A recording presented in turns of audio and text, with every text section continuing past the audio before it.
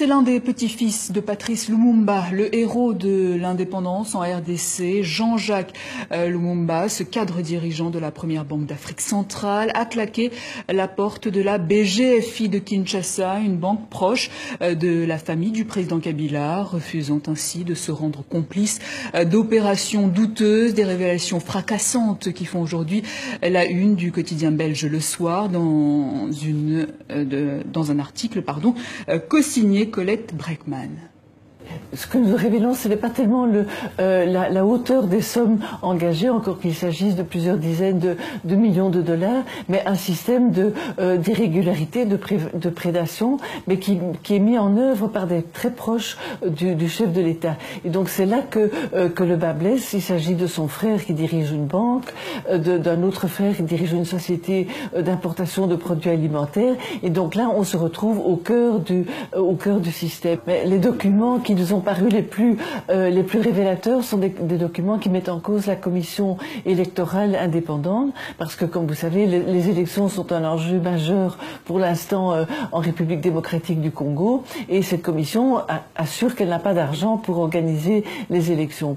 Or, nous avons découvert, d'après les documents que nous a donnés notre informateur, que plusieurs dizaines de millions s'étaient volatilisés, avaient été versés dans les caisses de la CINIS, des chèques ont été tirés, et donc l'argent est parti mystérieusement, on ne sait pas vers quelle destination. Notre informateur est un banquier, un chef de décaissement dans une banque qui appartient au frère du chef de l'État, et c'est lui qui s'est ému de décaissement dont il ne pouvait pas retrouver la destination. Il s'en est ému auprès du directeur de la banque, il a été menacé, on lui a demandé de se taire, de fermer les yeux. Il dit: c'est pas possible, je ne peux pas être le petit-fils de Lumumba, me regarder dans la glace et laisser passer des choses comme ça. Et puis il pose un acte courageux, il démissionne et il prend les documents et il les expose sur la place publique. Ce sont des documents bancaires qui ont été expertisés, qui ont été analysés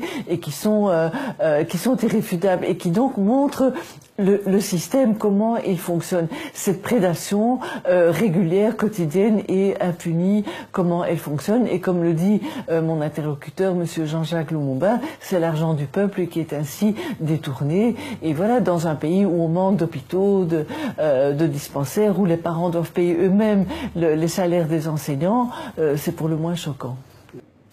Et d'un troisième mandat de Joseph Kabila, eux n'en veulent toujours pas et le font savoir lors d'une manifestation réprimée par la police. Une trentaine de jeunes du mouvement citoyen Filimbi ont organisé un sit-in devant le siège de l'Union africaine à Kinshasa pour protester contre l'accord signé à l'issue du dialogue politique et entériné lors du récent sommet à Luanda en Angola. Les manifestants estiment par un tel geste que l'UA se rend responsable de tout dérapage qui peut arriver au pays.